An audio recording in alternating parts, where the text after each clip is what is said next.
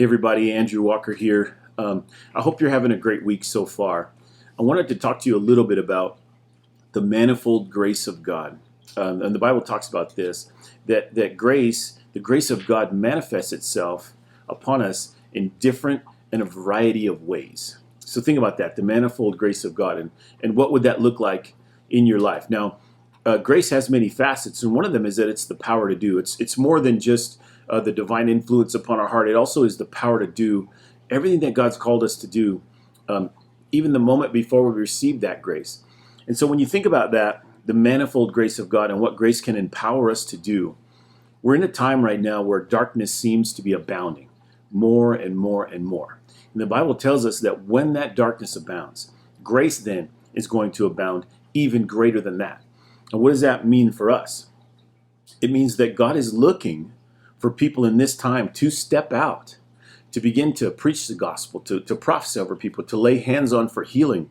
And when we decide, led by the Holy Spirit, that we're going to step out, bam, the grace of God is dropped upon us at a greater level and a greater measure because of the times that we're in. And that's a promise of God. He says, look, if the darkness is abounding, don't worry, my grace is going to abound upon you all the more.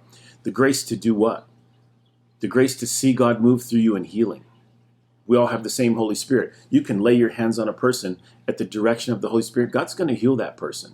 And look, people are out there right now needing healing of all types. People are even afraid to go to the hospital because of COVID-19. Maybe there's somebody in the store, in your family, or in some place where you go that just needs a touch from God for healing because they're afraid to go to the hospital. God will move through you in that way.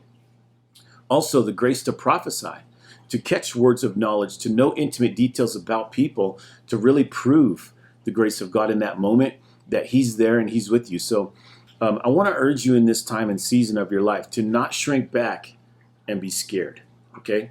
It's okay to be scared. But what heroes always do in the face of being scared is they step out anyways, and they do what God's asking them to do. So I want to give you some encouragement to step out where you see God needing to move. And when you do, know that grace is abounding all the more in this time and season, and the grace of God is abounding upon you, so that when you do step out, man, God's going to meet you in an incredible way.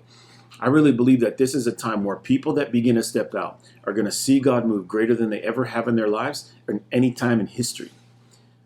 And so just begin to do that. Look, here's how you do it. Super simple. Spend time with God. That's surrendering your life to Him. Open your heart and let Him begin to know you.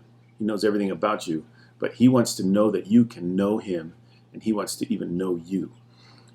Then, once you surrendered yourself to Him, hear His voice and do what He wants you to do.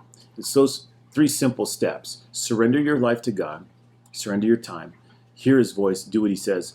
3 things, super easy to do. You begin to step out in this season, you're going to see God move. Step out in every way, finances, healing, blessing, encouragement, prophetic words, whatever it might be, and God's going to meet you. Remember, grace abounds all the more.